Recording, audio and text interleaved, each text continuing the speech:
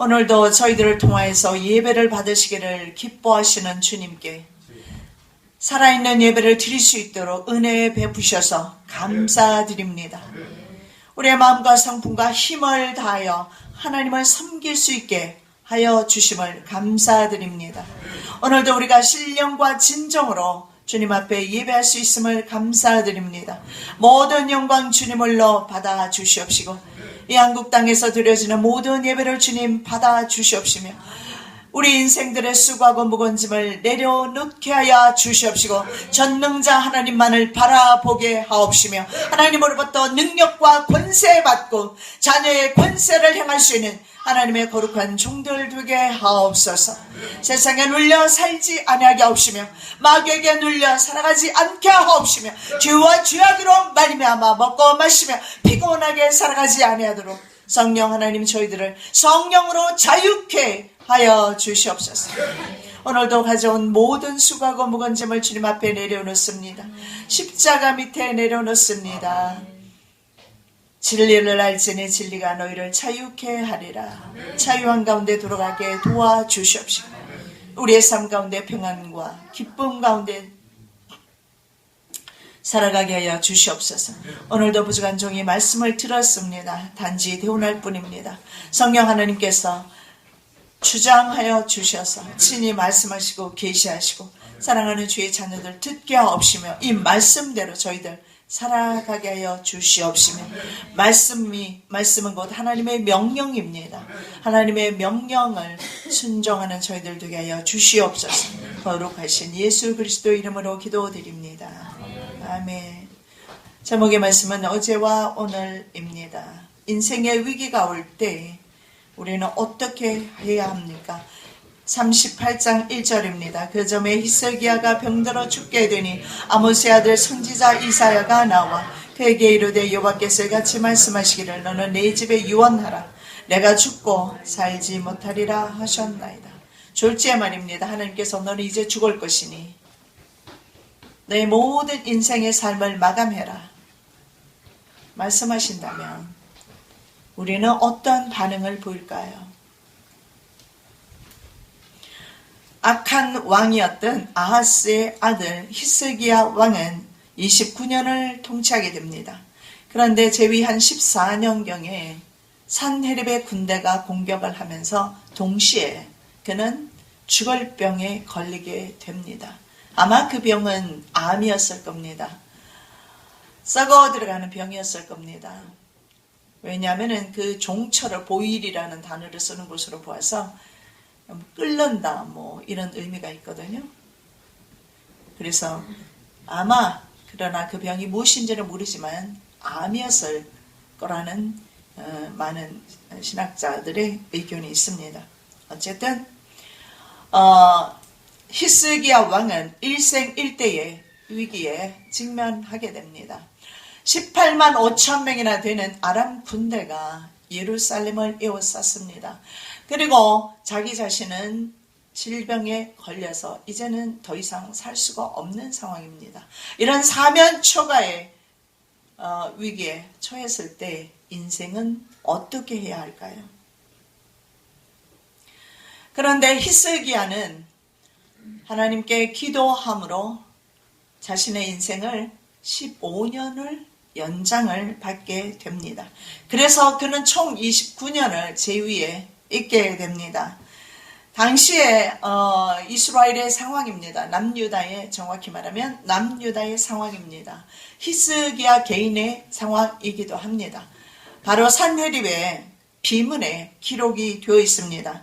그의 비문에 보면 성읍 예루살렘 성읍 46개를 취했다. 그리고 예루살렘을 18만 5천 명이 에워쌌다. 그리고 히스기야를 새장 속에 새처럼 가두어 버렸다. 그 비문에 그렇게 말하고 있습니다. 예루살렘 성인 말입니다. 우리가 생각하는 것처럼 그렇게 크지가 않고 아주 작습니다. 18만 5천 명이 에워쌌다면 엄청나게 많은 숫자들이 몇 겹으로 에워쌌을 겁니다. 그래서 히스기야의 눈으로 보았을 때 인생의 소망은 완전히 끊겨버렸습니다. 남유다 국가로 보았을 때도 마찬가지입니다. 국가가 이제는 전폐의 그런 위기에 바로 처해버렸습니다. 그래서 히스기야가 공격해봤을 때 어떻게 하든 이스라엘을 살려보기 위해서, 남유다를 어떻게 하면 국가를 존속시키기 위해서 바로 히스기야는 금 30달란트와 은 300달란트, 그가 요구하는 돈을 조공으로 바치기 위해서 성전과 성전 기둥에 있는 금을 전부 벗겨냈습니다.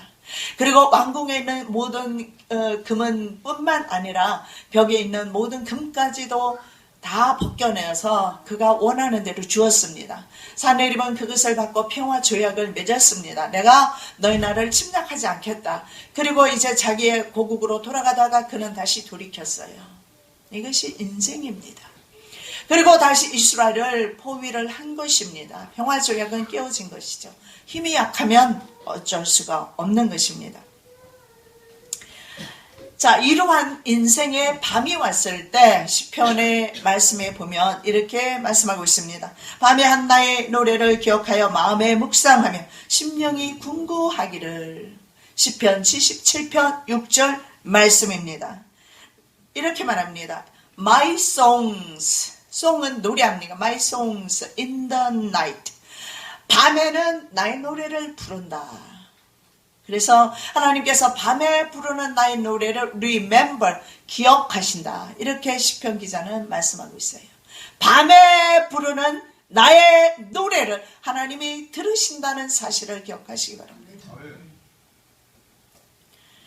어둠이 왔을 때, 환란이 왔을 때, 어려움이 왔을 때 우리는 노래하는 겁니다. 하나님께 찬양하는 겁니다. 하나님께 기도드리는 거예요.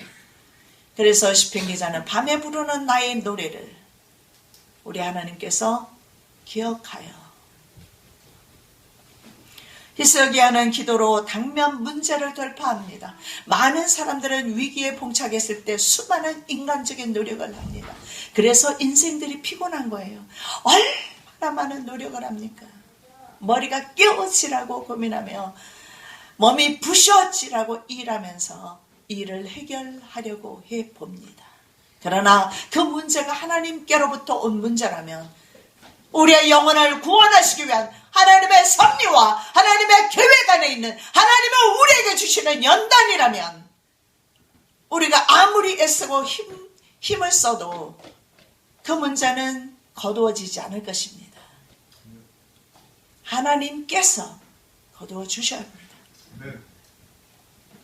히스기야가 얼굴을 벽으로 향하고 여호와께 기도하여 가로되, 이사야 38장 3절에서 히스기야가 얼굴을 벽으로 향하여 여호와께 기도했다. 의인의 강구는 강력하고 효력이 있다고 성경에서 말씀하고 있습니다. 이러므로 너희 죄를 서로 구하며 병낫기를 위하여 서로 기도하라. 의인의 강구는 역사는 힘이 많으니라. 영어 성경에 보니까 powerful, 의인의 기도는 powerful하다. 그리고 effective를 써요. 효과가 있다라는 거예요. 능력이 있다라는 거예요. 우리의 기도는 허공을 치는 기도가 아니라는 것을 분명히 말합니다. 한마디를 기도해도 살아계신 주님께 똑바로 직구하시기를 예수님의 이름으로 축원합니다. 주원부원 하지 마시고, 주님은 살아계셔서 내 목소리를, 사랑하는 하나님의 자녀의 목소리를 들으십니다. 보고 계십니다. 죽으신 분이 아니세요. 히스기야는 기도의 능력을 이미 체험해서 알고 있었습니다. 이미 사내립의 군대가 18만 5천 명이 하룻밤에 죽임을 당하고, 그는 자신의 질병으로부터 치료받습니다. 간구하지 않기 때문에 우리의 문제는 떠나가지 않습니다. 성령으로 간구하지 아니하기 때문에, 하나님의 영으로 간구하지 않고 인간의 욕심을 따라 간구하기 때문에 우리의 문제는 떠나가지 않습니다. 히스기야 왕은 다른 왕들처럼 박사들을 불러 모아서 의논하거나 술사들을 불러 모아서 명령 내리거나 그렇게 하지 않았습니다. 성경에 보면, 다니엘서에 보면 느부갓네살은 위대한 왕이었어요. 바벨론을 위대한 국가로 건설했던 왕이었습니다. 이스라엘을 복속시켰던 왕이었고, 성경의 다니엘서 2장에 보면 금 머리로 나와 있는 국가입니다.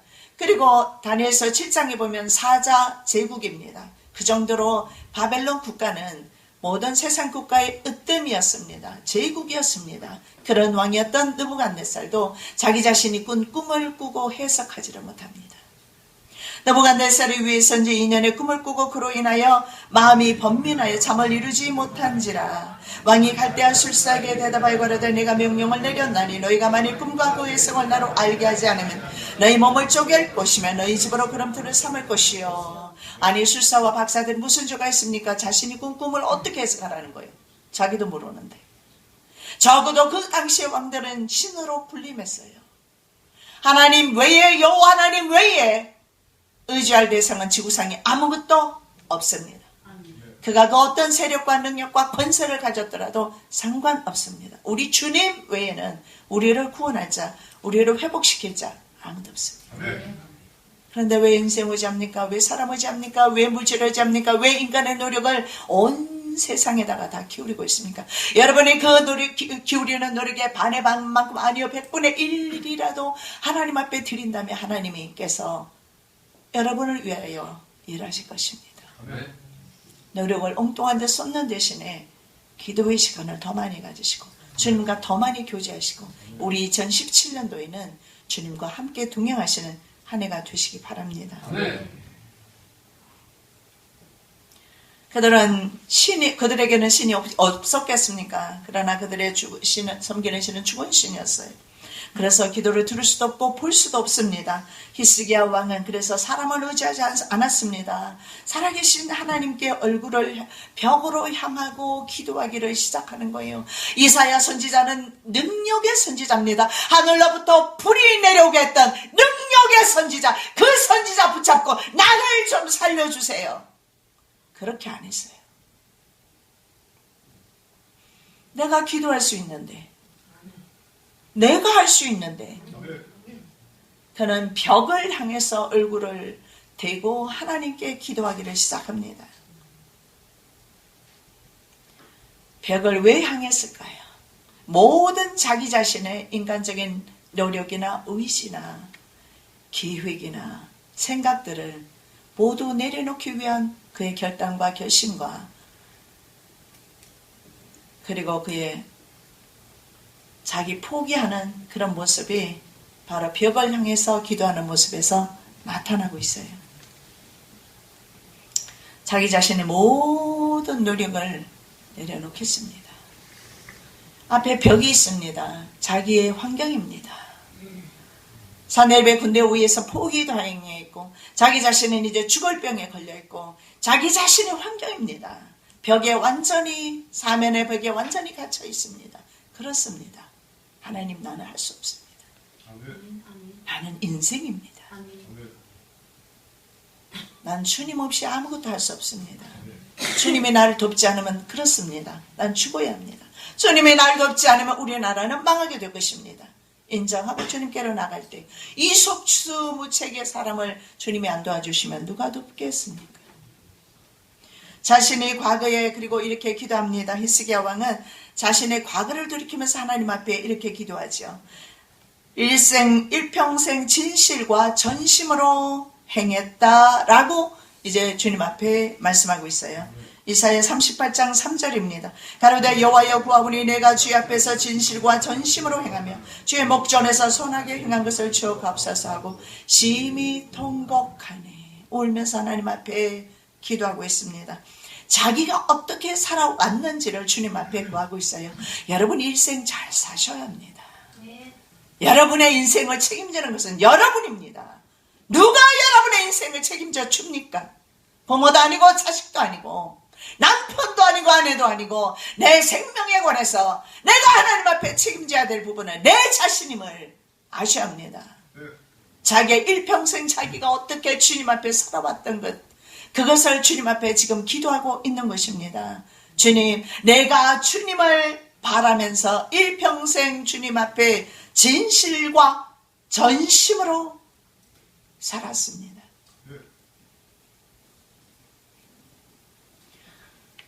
저도 이 히스기야 기도를 했던 적이 있습니다. 미국을 떠나기 전인데요. 앞길이 캄캄하죠. 남편은 떠나라고 성화지요. 나는 주님의 음성을 듣지 못한 상태였고 미국은 다녀왔지만 너무 깜깜한 거예요. 나는 미국에 가야 하고 덩 떠밀려서 간 거예요. 제가 가고 싶어 간 것이 아니에요. 그러는데 하나님의 응답은 없고, 여러분 얼마나 갑갑하겠습니까? 미국을 다녀왔지만 확신이 서지 않아요.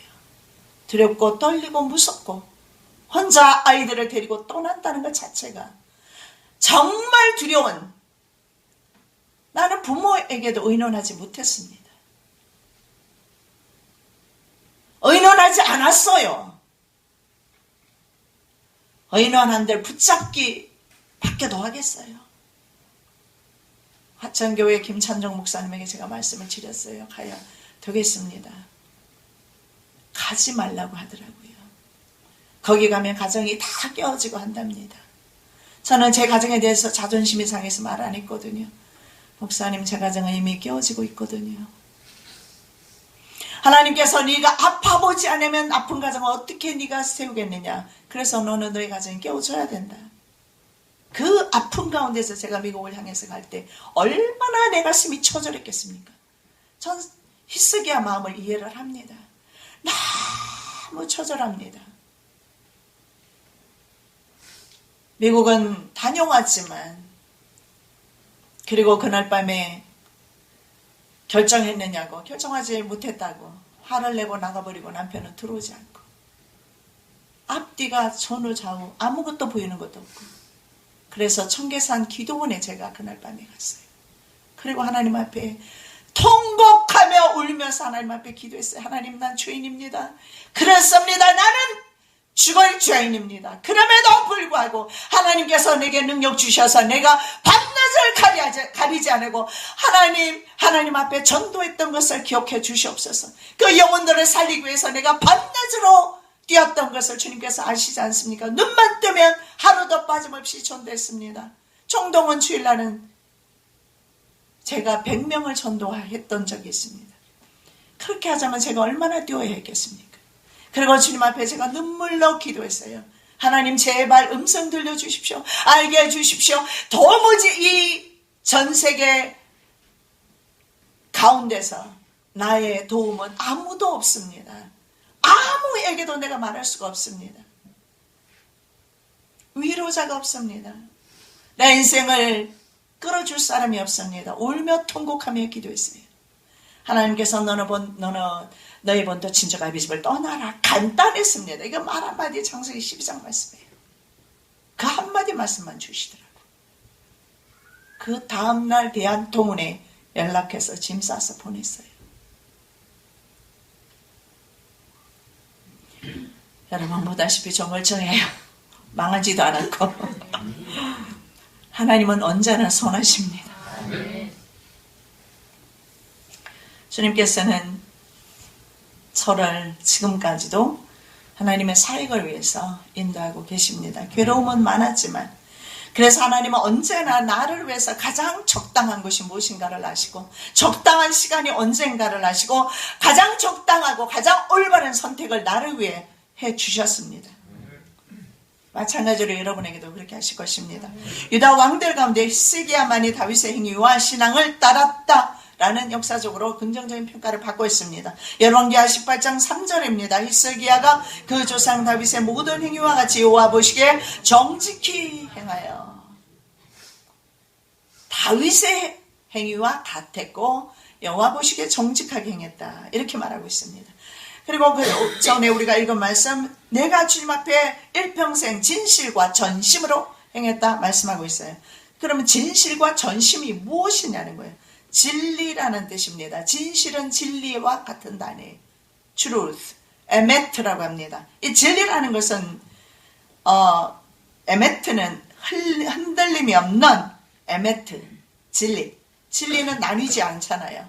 진리는 거짓되지 않습니다. 그래서 에메트라는 뜻이 의미가 뭐냐면 흔들림이 없는 일관된 마음이 진실입니다. 그리고 그 다음에 전심은 무엇이냐면 전심은 레브 샬렘이라는 단어를 쓰는데요. 이것은 온전한 마음, 나뉘지 않는 마음이에요. 결국은 이 단어에서 어떤 것을 볼 수 있느냐면 흔들림이 없는 일관된 마음, 신앙이죠. 그리고 나뉘지 않는 마음, 갈라지면 안 된다라는 거예요. 두 마음이면 안 된다라는 것을 이 진실과 전심에서 말씀하고 있어요. 바로 히스기야는 하나님을 섬김에 있어서 세상 때문에 마음이 나뉘거나 곧지 않거나 기울어지거나 왜곡된 길로 가거나 하지 않았다라는 거예요. 히스기야가 이스라엘 하나님 여호와를 의지하였는데 그 후 그의 전후 유다 여러 왕 중에 그러한 자가 없었으니 곧 저가 여호와께 연합하여 떠나지 아니하고 여호와께서 모세에게 명하신 계명을 지켰더라. 여호와께서 저와 함께 하심에 저가 어디로 가든지 형통하였더라. 저가 아수르 왕을 배척하고 섬기지 아니하였고. 여러분, 아수르 왕을 배척하고 섬기지 않았다. 그런데 북이스라엘은 주전 722년에 아수르 왕에게 멸망당합니다. 그런데 히스기야는 아수르를 섬기지 않았다. 그 말은 하나님을 섬겼다. 대부분의 나라들은 강대 국가를 섬길 수밖에 없어요. 우리 한국도 마찬가지예요.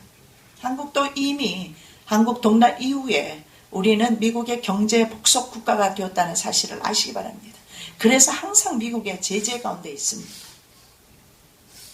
그런데 히스기야는 하나님을 섬겼습니다. 그리고 인간 왕을 배척합니다. 그리고 그는 하나님과 연합해서 하나님을 떠나지 않았습니다. 그래서 하나님이 항상 그와 함께했다. 임마누엘의 하나님은 모든 사람의 임마누엘 아닙니다. 바로 여호와께 연합된 사람에게 임마누엘 하나님이십니다. 그는 왕의 위치에서 종교개혁을 실시합니다. 자신의 위치가 참으로 그에게는 정말 하나님의 뜻을 펼치기에 좋은 위치였죠. 왕이었으니까. 왕이 된 후에 그는 자신의 왕의 영향력을 행사해서 전국적으로 종교개혁을 실시합니다. 자기 아버지 아하스는 이방신을 섬겼습니다. 그 모든 우상을 타파하기 시작합니다. 여러 산당을 제하며 주상을 깨뜨리며 아세라 목상을 찍으며 모세가 만들었던 놋뱀을 이스라엘 자손이 이때까지 향하여 분양함으로 그것을 부수고 누스단이라 일컬었더라. 누스단이라 일컬었더라. 놋뱀이라든가 주상이나 산당이나 아세라상이나 이런 것들을 전부 깨트려 버렸습니다. 여러분, 내 안에 있는 내 가정에 있는 이런 주상들, 이런 산당들 깨트려야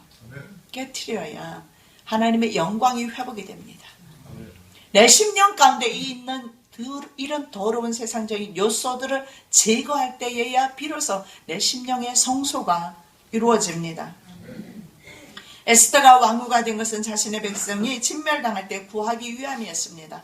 히스기야 왕은요, 자신의 위치, 그 위치를 가지고 바로 하나님의 사역을 했던 겁니다. 에스더도 마찬가지입니다. 이때 내가 만일 잠잠하여 말이 없으면 유다인은 다른 데로 말미암아 노임과 구원을 얻으려니와 너와 내 아비집은 멸망하리라. 내가 왕위의 위를 얻은 것이 이때를 위함이 아닌지 누가 아느냐. 저는 김영삼 대통령 되었을 때 많은 기대를 했습니다. 장로 대통령이었기 때문에. 대통령으로서 선한 영향력을 행사하면 얼마나 좋았겠습니까? 다른 불교로 믿는 대통령은 절까지도 세우는데 말입니다. 그 안에 청와대 안에 작은 예배당 하나 세우지 못했단 말입니다.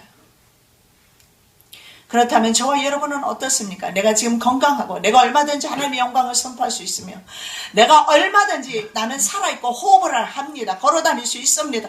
내가 모든 것을 할 수 있는 가능한 상태에 있습니다. 그럼에도 불구하고 내가 얼마나 하나님 나라를 위하여 선한 영향력을 행사하고 있습니까?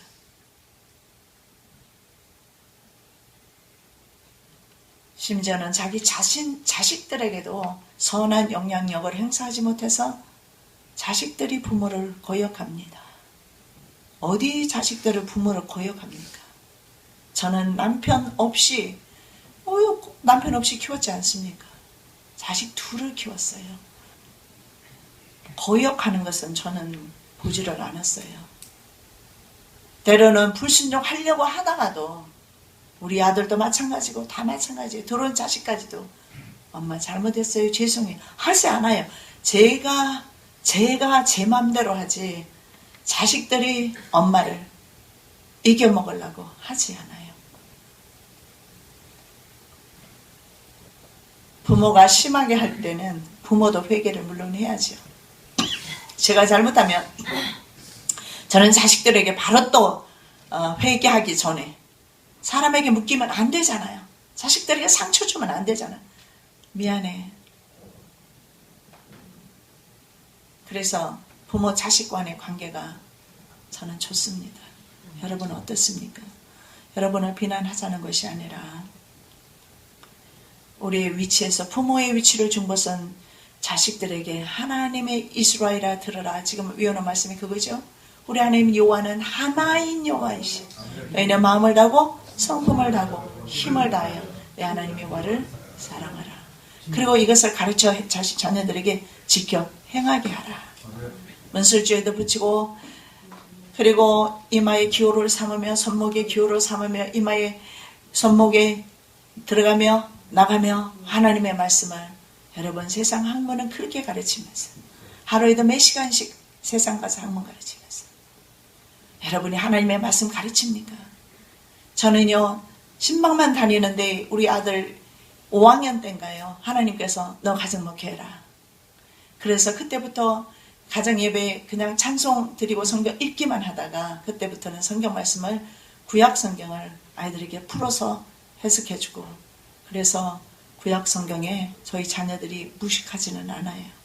가르쳤기 때문에 하나님의 말씀을 가르쳤기 때문에 우리에게 오늘날 이 위치를 준 것은 하나님께서 오늘날 우리에게 이 건강과 그리고 하나님을 섬길 수 있는 믿음과 그리고 오늘도 우리에게 아버지로서 아니면 직장인으로서 우리가 무슨 일을 하든지 간에 건강인으로서 위치를 주신 것은 그리고 무엇보다도 우리에게 총기와 총명을 주신 것은 하나님을 기억하고 하나님의 영광을 선포하고 드러내라는 하나님의 뜻입니다. 그는 산당과 주상 그리고 아세라 목상과 놋뱀 등의 우상을 타파합니다. 솔로몬 이후에 산당이 생겨났습니다. 그리고 그 산당에서는 혼합 종교가 만들어집니다. 혼합 종교 온상이 바로 산당이었습니다. 산에 있었죠. 그리고 놋뱀은 길로 인해서 불평하던 이스라엘 백성들이 불뱀에 물려서 죽기 시작하자 모세가 하나님의 명령에 의해서 만든 것이 놋뱀인데 그 이후에 800년이 지나도록 그 놋뱀이 말입니다. 예루살렘 성전에 모셔져 있었다고 합니다. 그게 무슨 의미가 있습니까? 여러분 요한은 놋뱀을 십자가에 높이 달린 예수 그리스도라고 그렇게 말씀하고 있습니다. 바로 그들을 살려주셨던 분은 장대 높이 달린 놋뱀이 아니라 놋뱀을 상징하는 예수 그리스도임을 구약 성도들은 알아야 했습니다. 그런데 그들은 바로 예수 그리스도를 부인하고 예수 그리스도는 멀리하고 예수 그리스도는 배척하고 놋뱀은 섬기는 거예요. 이것이 어리석은 인생입니다. 놋뱀에 무슨 능력이 있습니까? 당시 불뱀에 물렸기 때문에 놋뱀을 쳐다보라. 그리고 이 놋뱀은 예수 그리스도를 상징하는 높이 십자가에 달리시는 예수 그리스도를 상징하는 모습이에요. 그런데 이스라엘 백성들은 말입니다. 예수 그리스도를 배척하고 오히려 놋뱀을 섬기는 기현상을 보이고 있습니다. 우리 10년 가운데는 어떠합니까? 놋뱀을 섬기고 있지는 않습니까?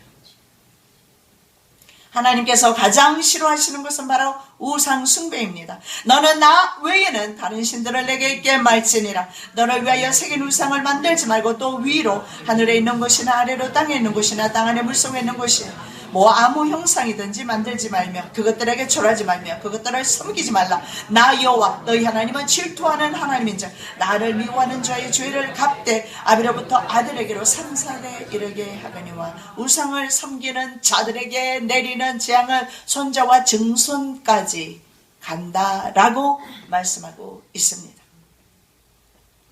우리 심령 속에 있는 우상들을 제거하시기를 예수님의 이름으로 축원합니다. 내 가정에 있는 우상들을 제거하시기 바랍니다. 내 눈에 보이는 우상들을 제거하시기 바랍니다. 나의 잘못된 선택이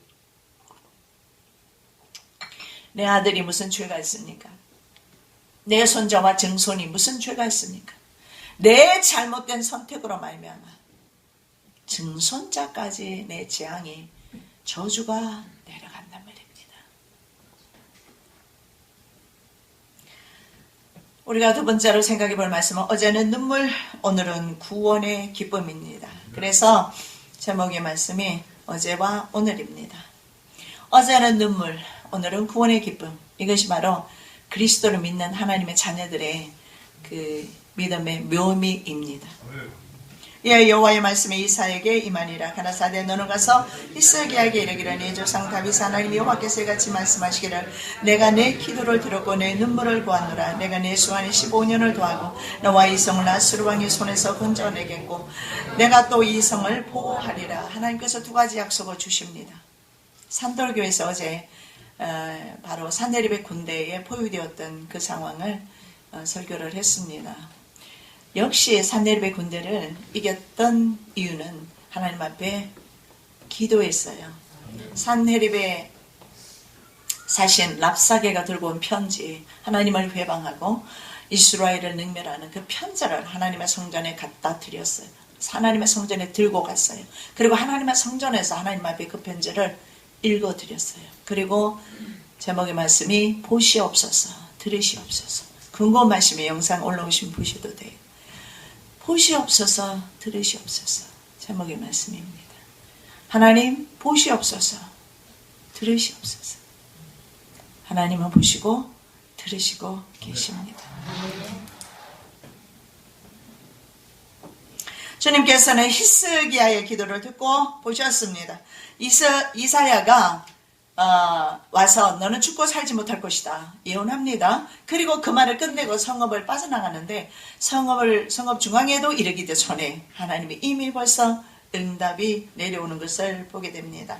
왜냐하면 겸비함으로 주님 앞에 기도하는 히스기야의 기도를 그 중심을 주님께서는 바로 받으셨어요. 열왕기하에 같은 성경 같은 내용을 기록하고 있는 열왕기하 20장 4, 5절에 보면 나와 있습니다. 이사야가 성읍 가운데까지도 이르기 전에 여호와의 말씀이 저에게 임하여 가라사대 너는 돌아가서 내 백성의 주권자 히스기야에게 이르기를 왕의 조상 다윗의 하나님 여호와의 말씀이 내가 네 기도를 들었고 내 눈물을 보았노라. 너의 기도를 들었고 너의 눈물을 보았노라. 그리고 15년의 생명을 연장시켜 주셨습니다. 아마 종량이었다고 하는 이유가 있습니다. 왜냐하면 21절에 이런 말씀이 있어요. 이사야는 이르기를 한 뭉치 무화과를 취하여 종처에 붙이면 왕이 나오리라 하였었고 이 종처가 보일이라는 단어를 쓰더라고요. 열왕기하 기자는 더 상세하게 말하고 있어요. 무화과 반죽을 사용했다고 그렇게 구체적으로 말씀합니다. 열왕기하 20장 7절 이사야가 가로되 무화과 반죽을 가져오라 하며 무리가 가져다가 그 종처에 놓으니 나으니라. 저는 이것을 우리 작가이신 아버지를 통해서 그 히스기야 왕이 암이었을 것이다 하는 것을 더 저는 확신을 합니다. 왜냐하면 제가 전도를 엄청 많이 전도를 했을 때입니다. 제가 그 100명을 전도했을 때입니다. 한 주일에 제가 전도했던 사람이 100명이 왔습니다. 그런데 그 총동원 주일이 있었어요. 그래서 많은 사람들이 벌써 2달 전부터 전도를 시작을 했지만 전 그때 이사를 했기 때문에 전도를 하지 않고 있었어요. 근데 마음에 자꾸 나도 전도를 해야 되는데 용기가 전혀 없었죠. 한 번도 전도를 해본 적이 없으니 전도를 할 수가 없잖아요. 그래서 제가 전철역으로 전도를 하러 갔었어요. 전철역으로 전도하기 전에 우리 집에 온 그 기사가 있었어요. 전화기를 연결했던 분 같기도 하고 기억이 잘 안 나는데 제가 그분에게 조용히 복음을 전했던 기억이 나요. 그리고 그분 주소 받고 전화 받고 전화번호 받고 이렇게 하는 겁니다. 그래서 그분이 예 알겠습니다 오겠습니다 긍정적으로 받아들이더라고. 그래서 그분이 나에게 넌 할 수 있다 믿음을 심어준 거예요. 그래서 그 다음날 제가 전철역으로 갔는데 전철역에서 부끄러워서 도저히 한 명에게도 입을 떼지를 못했어요. 그리고 돌아왔습니다. 그리고 그 다음날 아침에 내가 주님 앞에 기도하면서 엄청 울었습니다. 하나님 죄송합니다. 내가 하나님을 부끄러워합니다. 그러고도 내가 하나님의 종입니까? 자녀입니까? 울면서 기도했어요. 하나님 오늘은 복음을 전할 수 있는 힘을 주십시오. 그리고 이제 전철역에 다시 섰습니다. 하나님이 증거를 또 보여주셨어요. 귀신 들린 여자가 하나 오더니 나 좀 살려주세요. 살려주세요. 나 귀신 들렸어요. 귀신 들린지 어떻게 합니까? 소망교회 성도였는데 지하실에서 기도하다 갑자기 시큰 물체가 휙 지나가면서 뭐가 안으로 휙 들어온 느낌이 왔답니다. 그래서 부목사님에게 이게 성령입니까? 귀신입니까? 하니까 부목사님이 성령이다 그러고 가버리더래요. 그런데 그때부터 안에서 사람이 계속 서너 명이 속삭이기를 시작합니다. 그래서 이 사람은 견딜 수가 없습니다. 그리고 이 사람은 이화여대에 나왔고 약사였습니다. 남편과 사이가 좋고 두 자녀가 있고 두 자녀를 아주 아름답게 잘 키우고 있는데 안에서 계속해서 남편과 동침도 못하게 합니다. 성관계 못 갖게 해요. 내가 너의 남편이라고 그래요. 자녀를 이뻐하면 내가 너를 사랑하는데 네가 딴 사람을 사랑하냐고 안에서 계속 말을 해요. 그래서 이분은 뭐 귀에다가 꽂고 있어요. 뭔가 했더니 말씀을 듣고 있더라고요. 말씀 듣고 있으면 이것들이 쥐죽은 듯이 조용히 있답니다. 근데 말씀을 빼면 설친다고 그래요. 근데 왜 저에게 오더니 전도사님 저 좀 살려주세요. 나 전도사 아닌데요. 집사인데요. 근데 왜 저에게 와서 이 말 하세요? 나 이제 가서 막 섰는데 집사님 얼굴에서 광채가 났어요. 나도 모르게 그 빛을 보고 온 겁니다. 거기서 저는 하나님이 증거를 보여주시는구나. 그래서 이제는 전도를 해야 되겠구나. 그래서 제가 교회 목사님한테 전화를 했더니 목사님이 계시더라고요. 그래서 목사님 사람 한 명 보냅니다. 귀신 들렸습니다. 고쳐주세요. 보냈어요. 그 귀신 나갔어요. 그리고 그날 저는 30명의 명단을 받았어요. 교회 오겠다는 명단을 받는 거죠. 30명을 만나기 위해서는 정보를 받기 위해서는 100명을 만나야 돼요. 그 정도 100명은 넘어요. 그리고 그 다음날 나갔는데 그 다음날 저는 100명을 했어요. 근데 그 다음날 아침 되니까 하나님 나 매일같이 100명 하겠습니다 하고 나도 모르게 소원 기도가 나왔어요. 그리고 제가 청동원 주일까지 받은 숫자가 1600명을 받았습니다. 그런데 그날 마지막 순간까지도 밤늦게까지 전도하기 때문에 제가 그들에게 내일입니다 하고 확인 전화 한 통만 해줬어도 엄청난 많은 사람들이 왔을 겁니다. 확인 전화를 못 해줬어요. 그래서 명단은 1600명을 받았지만 제가 전도한 사람은 100명이 왔어요. 그리고 나서 그 전체 교인들 온 숫자가 한 1000명이 넘는 숫자가 왔습니다. 근데 아무도 그 사람들을 찾아가지 않아요. 교역자도 찾아가지 않아요. 신방을 안 해요. 그런데 하나님께서 저에게 환상을 보여주십니다. 제가 가방을 들고 이제 교회로 가려고 하는데 봉천동에 살았는데요. 그 모든 길거리에서 저에게 살려달라고 사람들이 집 앞에서 막 소리 지릅니다. 그래서 제가 그랬어요. 나오라고 왜 나한테 살려달라고 하느냐. 그랬더니 저 사람들 때문에 못 나간답니다. 저 사람들이 누군가 돌아봤더니 집집마다 군병들이 지키고 있는 거예요. 그런데 그때 제가 뭐라고 그랬더니 내가 당신들 살려주겠다. 그 말 때문에 제가 몇 년을 하루도 쉬지 않고 그 1000명이 넘는 명단 들고 구석구석 안 찾아간 곳이 없어요.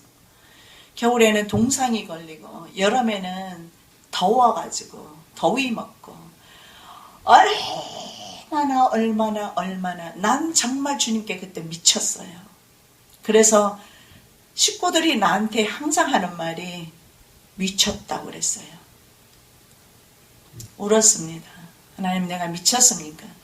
근데 바울이 미쳤다는 소리를 베스도 총독에게 들었더라고요. 그리고 위로를 받았습니다. 그때 이야기를 제가 좀 합니다. 사람들을 총동원 다 하고 나서 이제 총동원 주일에 초청을 다 하고 나서 토요일 밤입니다. 토요일 밤에 이제 한 10시쯤 됐을 거예요. 전화가 왔어요. 어머니가 계시니까 제가 거짓부르 못하죠. 전화가 왔습니다. 어머니한테 전화 왔어요. 아버지 아무래도 오늘 돌아가실 것 같다. 복수가 차서 이제는 오늘 밤에 돌아가실 것 같다. 저는 그 길로 교회당으로 달려갔습니다. 아마 우리 어머니도 그 내용은 정확히 모를 거예요. 아버지에게만 제가 얘기했으니까. 아버지가 제가 총동원 주일 전도 전에 아버지가 저에게 오셨어요. 마지막 걸음이었죠. 서울대 병원에 갔습니다. 이제 진단받으러 간 거죠. 그러니까 암이라고 진단을 받으셨어요. 그래서 이제 그 암이 너무나 이제 많이 번졌던 것 같아요. 그러니까 병원에 입원도 안 시켜주고 좋은 맛있는 거 드십시오 하고 돌아가신 거예요. 근데 아버지가 말입니다. 그날 저보고 따라가자고 그랬어요. 아버지가 사자 같은 믿음을 가지셨는데 그래도 그럴 때는 외로웠던 것 같아요. 저보고 따라가자고 했는데 저그날 따라갔어야 되는데 안 따라갔어요. 왜 안 따라갔냐면 이미 그때는 하루에 100명 하나님 앞에 약속을 했어요. 그러면 내가 그날까지 1600명이라는 숫자가 나오는데 그 약속을 하나님께 못 지키는 거예요. 그래서 내가 아버지를 안 따라갔더니 아버지가 섭섭했어요. 그래서 저를 보지도 않고 내려가 버리셨어요. 그리고 이제 몇 주가 지났고 토요일날 연락이 온 거예요. 저는 그 길로 바로 교회 갔습니다. 교회 갔더니 교회에서 내일 이제 총동원 주일이기 때문에 교회에 막 청소를 하고 의자를 옮기고 난리를 치고 막 온 교회가 막 완전히 뒤집어져 있죠. 기도할 자리가 없어요. 그럼에도 불구하고 난 강대상 바로 밑에 꿇어 엎드려서 하나님 앞에 바로 이 히스기야 기도를 드렸어요. 하나님 생명 연장시켜 주십시오. 내가 아버지 하나님의 이름에서 아버지 애를 내가 하지 않았습니까? 만일에 하나님께서 내게 이 청을 들어주지 아니하신다면 나는 더 이상 주의 일을 할 수 없을 것 같습니다. 근데 처음에 하나님의 말씀을 이렇게 말씀하셨어요. 사람이 흙에서 와서 흙으로 돌아가는 것이 마땅하지 아니하느냐. 그때가 아마 70세 좀 지났을 때였을 겁니다. 사람이 흙으로 왔으니 흙으로 돌아가는 것이 마땅하다. 그래서 눈물로 다시 기도합니다. 나 이제 분명히 하나님 앞에 말씀드리지만 하나님께서 내 아버지를 생명을 연장시켜 주지 아니하시면 나는 남은 생애 동안 아버지를 증거하지 않겠습니다. 난 전도하지 않겠습니다. 왜냐하면 여러분 이 전도 하루 종일 다니는 것이요. 이 숫자를 채우기 위해서는 주일도 가잖아요. 주일 오후 시간에 갔다가 저녁 예배 시간에 또 돌아오는 거예요. 그러면 주일날 가면은 그 숫자 못 채웁니다. 그러면은 한 50명, 60명 밖에 못 채워요. 그럼 그 다음날 140명을 하나님이 정확하게 채워주셔요. 그래서 너무 이 전도하는 것이 힘들고 사람이 있잖아요. 막 우산, 비 오면 우산 쓰고 있으면 사람 이게 막 써야 되는데 우산을 못 쓰잖아요. 우산도 쓸 수가 없어요. 그리고 전도하다 보면 점심도 굶습니다. 저녁도 굶습니다. 그리고 때로는 우리 딸이 굉장히 어렸어요. 그런데 그 딸까지 데리고 나가서 말입니다. 전도했어요. 보통 진짜 힘든 게 아니에요. 그래서 내가 그때 그렇게 생각했어요. 그래, 내가 주님 앞에 약속했으니까 이 전도 총동원 전도 끝나면 나 전도는 끝이야. 이제는 안 해. 그랬는데 아버지가 돌아가신다는 연락을 받고 그날 밤에 제가 하나님 앞에 그랬어요. 하나님 고쳐주십시오. 고쳐주십시오. 만일에 고쳐주신다면 내가 일생 동안 주님을 전하겠습니다. 하나님은 제 기도를 들어주셨어요. 그리고 이 히스기야의 기도의 응답을 제게 주셨어요. 예수 안에 15년을 더하노라. 이 응답을 받고 그 다음날 사실은 그날 밤에 내려가야 합니다. 그런데 그 다음날도 안 내려갔어요. 왜 안 내려갔느냐면 그날 그때 맡은 게 제가 많았어요. 피아노 반주도 있었지, 지휘도 있었지. 그리고 성도들이 오면 그걸 다 한복을 입고 제가 맞아줘야 되는데 어떤 분은 나한테 남자분이 그랬어요. 내가 만약에 주일 한 번 가지면 나 술 사줄랍니까? 그러더라고. 술 사드릴 테니까 오십시오. 근데 내가 한복 싹 입고 화장하고 있으니까 나를 몰라봤던 것 같아요. 나중에 갔더니 왜 그날 안 계셨냐고 그러더라고. 다 있었는데. 그리고 나서부터 시작해서 그 다음 월요일부터는 하나님이 또 그 사람들을 찾아가라고 해서 또 찾아가기 시작합니다. 차가 있습니까? 핸드폰이 있습니까?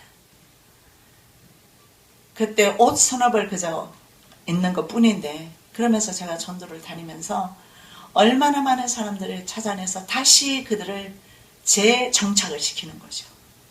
그래서 교교의 어떤 전도사님은 석사 논문을 쓰면서 제 이야기를 논문으로 제 이야기를 썼더라고요. 그리고 어떤 전도사님은 말입니다. 그 교회에 있었던 전도사님이에요. 교회를 나가셔서 개척을 하셨는데 향복교회로 했더라고요.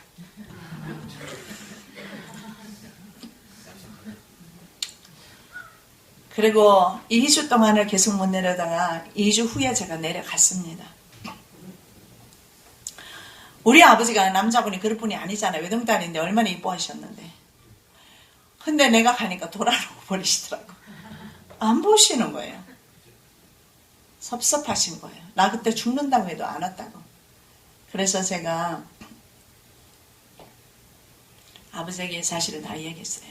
나는 아버지 하나님 살려주신다고 응답 받았다고. 희석이야 기도의 응답을 난 받았다. 그래서 내가 믿고 2주 동안 안 내려왔다. 왜냐하면 빨리 등록해야 되는 그 숫자들이 또 있잖아요. 그 사람들 전도하느라고 못 갔어요. 그리고 2주 후에 갔거든요. 그래서 단단히 화가 나신 거예요. 그리고 제가 아버지에게 말씀을 드렸더니 아버지가 이런 말씀을 하셔요. 그날 밤에 하나님께서 예수님께서 자는데 나타나셨대요. 그래서 만져주시더랍니다. 그러면서 내가 네 병을 치료한다. 그렇게 말씀을 하셨대요. 그리고 저는요, 무엇을 봤느냐 하면 아버지 방을 치우다가, 어머니한테도 그건 이야기 안 한 이야기입니다. 아버지 방을 치우다가 아버지의 속옷을 봤습니다. 그 속옷에 보니까 속옷이 처음에 피가 완전히 다 묻어 있어요. 쏟아냈던 것 같아요. 근데 아버지가 이 무화과 반죽을 종처에 바르셨던 거예요. 무화과 여러분 그 끈적끈적한 액체 보셨어요? 건강을 하시는 우리 집사님 웃으시네. 아시는 것 같아요. 아실 거예요. 얼마나 끈적한 흰색 액체 있죠? 굉장히 톡합니다. 그걸 바르셨던 것 같아요. 그래서 그런지 모르겠는데 뭐 피고름 같은 것인데 숨겨놓으신 것 같아요. 어쨌든 저는 그 방법이 아버지가 어떤 방법을 썼는지는 모르겠는데 뭉쳐져 있는 걸 봤어요. 그리고 저희 아버지는 정확하게 95세에 돌아가셨어요. 더 사셨네. 예, 15년보다 더 사셨어요. 하나님께서 그 기도를 들어주신 거죠. 하나님께서는 성도들의 고난을 보고 있습니다.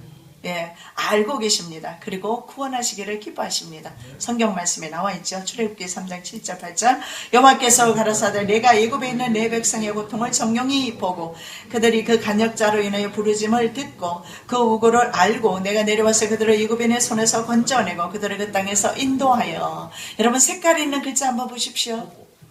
주님은 보고 듣고 알고 그리고 건져내시는. 이 건져내다는 것이 딜리브라는 단어도 쓰지만은 세이브라는 단어도 씁니다. 세이브가 바로 뭐예요? 구원자라는 뜻이죠. 예수라는 뜻입니다. 그래서 저 안에서 출애굽기 말씀에서 예수라는 단어가 나오고 있어요. 예수님은 우리를 건져내시는 분입니다. 질병과 문제와 어려움 가운데서 건져내시는 분입니다. 종들에게 주시는 여호와의 징조가 있습니다. 보겠습니다. 이사야 38장 6, 8절 말씀. 너와 이 성을 아수르 왕의 손에서 건져내겠고 내가 또 이 성을 보호하리라. 나 여호와가 말한 것을 네가 이룰 증거로 이 징조를 내게 주리라. 보라 아하스의 이름표에 나갔던 해그림자를 뒤로 10도를 물러가게 하리라 하셨다 하라 하시더니 예 이름표 나갔던 해의 그림자가 10도를 물러가니라. 하나님께서 예루살렘을 성을 포위하고 있던 산헤립의 군대로부터 구원해 주시고 그리고 죽을 병에서도 치료해 주시겠다는 약속을 주십니다. 그런데 한 개인의 병을 치료하기 위해서 해의 그림자가 10도가 앞으로 갔다가 10도 뒤로 물러가는 그런 역사가 일어났어요. 얼마나 하나님께서 한 개인을 사랑하시면 여러분은 나 하나쯤은 주님을 모른다고 생각하실지는 모르겠지만 그렇지 않습니다. 마태복음 18장 12절입니다. 너희 생각에는 어떻겠느냐? 만일 어떤 사람이 양 100마리가 있는데 그 중에 하나가 길을 잃었으면 그 99마리를 산에 두고 가서 길 잃은 양을 찾지 않겠느냐? 9이 있어도 온전한 9마리가 있어도 한 마리 양을 찾아가시는 주님의 모습을 너무나 잘 표현해 주고 있습니다. 이 한 영혼이 주님께는 귀한 것입니다. 한 영혼이 없으면 다수가 없는 법이에요. 한 영혼을 주님께서 얼마나 귀하게 생각하셨으면 히스기야를 위해서 해가 말입니다. 앞으로 갔다가 뒤로 물러가는 해의 그림자. 뭐 해가 아니고 그림자가 그랬다 뭐 이런 뭐 설도 있지만 해가 물러가지 않으면 그림자가 물러가겠습니까? 그래서 어떤 컴퓨터 과학자가 인류의 역사를 쫙 계산을 했습니다. 근데 보니까 하루가 다 빠져버린 거예요. 그래서 자기가 초등학교 때 교회 다녔던 생각이 나서 성경을 뒤져봤습니다. 바로 히스기야. 이때 10도 뒤로 물러갔죠. 또 하나가 있어요. 언제입니까? 여호수아. 여호수아가 아말렉과 싸울 때 해가 중천에 그냥 있었어요. 넘어가지 않았어요. 그래서 그것을 삽입을 해봤더니 하루가 정확하게 맞아 떨어졌답니다. 하나님은 살아계십니다. 이런 불신 세력을 통해서도 살아계신 증거들이 과학적으로 나타나고 있습니다. 징조 구하기를 거부했던 사람이 있습니다. 누굽니까? 임마누엘이라 하리라. 이사야가 징조를 주었잖아요. 임마누엘을 줄 것이다. 그런데 그게 누구냐면 아하스 왕이고 히스기 왕의 부친입니다. 그래서 아버지 아하스 왕의 불신앙과 아주 대조가 됩니다. 이사야 38장 22절 히스기야도 말하기를 내가 여호와의 전에 올라갈 징조가 무엇이뇨 하여 썼더라. 그런데 아하스는 어떻게 합니까? 징조로 구하지는 않죠. 아하스 일령표가 아하스가 세운 해시계죠. 해 그림자가 뒤로 10도 물러간 거예요. 그래서 아하스가 보면 출중한 왕인 것 같습니다. 해 시계까지 만든 것을 봤을 때. 그러나 믿음은 없었던 것 같습니다. 그런데 이 히스기야에게 이렇게 말씀을 합니다. 징조도 주시면서 3일 만에 왕쾌돼 버린 거죠. 3일 만에 나는 성전에 올라가게 될 것이다. 내가 너를 낫게 하리니 내가 3일 만에 여호와의 전에 올라가겠고, 여기서도 우리는 예수 그리스도의 부활을 볼 수가 있어요. 예수 그리스도의 3일 만의 부활로 인하여 우리 또한 부활되고 히스기야 또한 치료받습니다. 부활은 생명을 상징합니다. 그리스도의 생명을 우리에게 주시기를 원하십니다. 히스기야가 살아있어야 하는 이유가 있었습니다. 그 이유는 살아있어서 하나님의 성전에 올라가서 하나님을 예배하기 위함이었습니다. 그러니 히스기야의 기도를 안 들어주시겠습니까? 여호와께서 나를 구원하시리니 우리가 종신토록 여호와의 손에서 수금으로 나의 노래를 노래하리로다. 여러분, 성전이 마땅히 하나님을 노래하는 곳이 마땅히 맞습니다. 우리 필라 성도 여러분이 아침부터 밤늦게까지 노래하며 기도하는 거 잘하고 계시는 거예요. 성전에 올라가서 내가 수금으로 주님을 찬양하리다. 그래서 히스기야는 생존의 이유가 있었습니다. 그래서 살아있는 것은 축복이라고 그는 말씀합니다. 내가 또 말하기를 내가 다시는 여호와를 배웁지 못하리니, 생존sek에서 다시는 여호와를 배웁지 못하겠고 내가 세상 거민 중에서 한 사람도 다시는 보지 못하리라 하였도다. 히스기야는 그렇게 말합니다. 하나님께서 내 영혼을 가져가 버리시면 내가 하나님을 예배하지 못하고 너무 가슴이 아프죠. 그리고 또 하나는 내 이렇게 사랑하는 내 자녀들, 내 부모 형제들을 볼 수 없지 않습니까? 여러분, 눈 뜨고 계시는 거 감사하시기 바랍니다. 우리 손 다 움직일 수 있고 다리가 움직일 수 있는 거 감사하시기 바랍니다. 호흡하시는 거 무엇보다도 감사하시기 바랍니다. 하나님의 특별한 은혜입니다. 19절 20절 말씀입니다. 오직 산자 곧 산자는 오늘날 내가 하는 것과 같이 주께 감사하며 주의 신실을 아비가 그 자녀에게 알게 하리이다. 여호와께서 나를 구원하시리니 우리가 종신토록 여호와의 전에서 수금으로 나의 노래를 노래하리로다. 이렇게 말합니다. 오직 산자 곧 산자는, 다시 말하면 이런 말씀입니다. 산자 곧 산자, 강조하고 있어요. 살한자, 산자 곧 산자. 살아있는 사람, 살아있는 사람은 하나님을 감사하며 찬양할 수 있다. 그것이 우리에게 주신 놀라운 축복입니다. 오늘도 살아있음을 하나님께 찬양과 경배를 올려드립니다. 사랑의 주님, 참으로 감사합니다.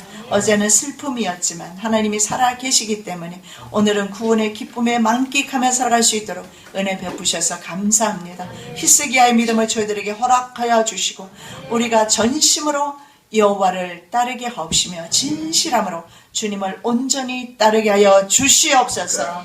거룩하신 예수 그리스도 이름으로 기도드립니다. 아멘.